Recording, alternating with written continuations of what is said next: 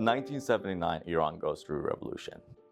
It took about 2 to 3 years for the government to be formed, for them to hold a sham election.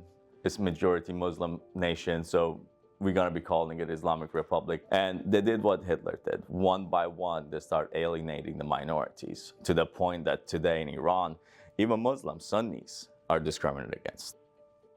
I was born in June 1989 in Qaim, northern part of Iran. Being a religious minority in Iran is like having a bullseye on your back. My dad's name is Ehsanullah Taif. My mom's name is Jila Atayan. They were born in the same city I was born, Qaim, Iran. Pre-revolution, my dad worked for the agriculture department of the government. My mom was an assistant in office, but post-revolution, both of them, through the policy of the Islamic regime, had to lose their job. And for us, it got bad around when I was 10. By 11, our bank accounts were frozen. We had no other option but to flee with the coyotes. And that's exactly what we did. It took a week long for us to get to Iran to Turkey by foot. One of the best things that God blessed me with is the ability to adapt. And I was 11, so I learned the language pretty quickly. Close to 3 years we were in Turkey.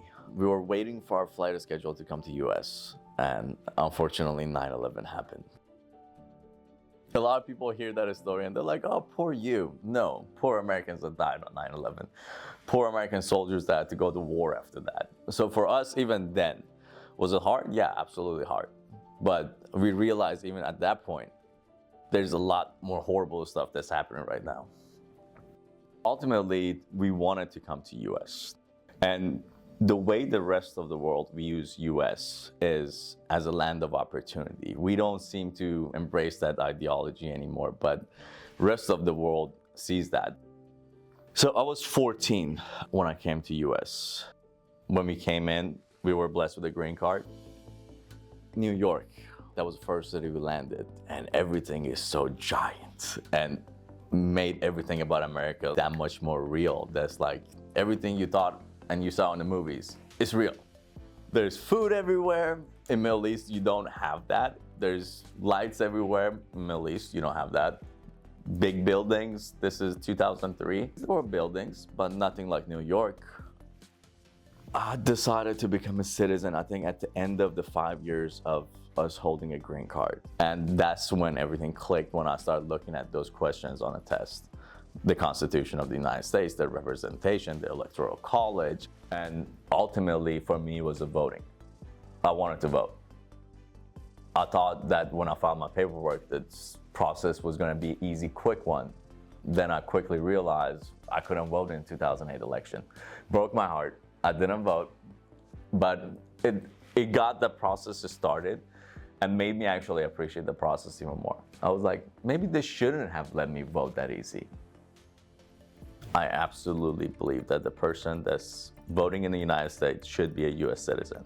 A non-citizen should not cast a vote in any of our elections. Local offices hold a lot more power than a national one does. So somebody can become a mayor, city council member of Houston, Austin, or Dallas and affect the people's life in Dallas, Austin, and Houston a lot more than somebody at the federal level. Because there's so much more scrutiny happens to the congressmen and the senators versus the council members, in my view. So I took the oath to become a citizen in December 2008. What I learned most in the citizenship program was what makes America unique. Why has this country lasted for 250 years? One of the founding fathers, they asked him, what kind of government did you give us? He said, a republic, if you can keep it. Citizenship to me is a proof that you belong. If you want to have a say, if you want to be involved, if you want to contribute, you have to follow the proper paperwork to become a citizen. So you do have that say. To really be a part of a community permanently, I would encourage everybody to go through the proper channels and follow those paperwork to become a US citizen. For me, it was the easiest decision of my life. Do I want to belong here? Yes, absolutely. Are there a lot of other countries out there that's great? Absolutely, but none of them are home. So if US is home to you and you feel it in your bones and heart, follow the paperwork. It's the right thing to do and it guarantees your future.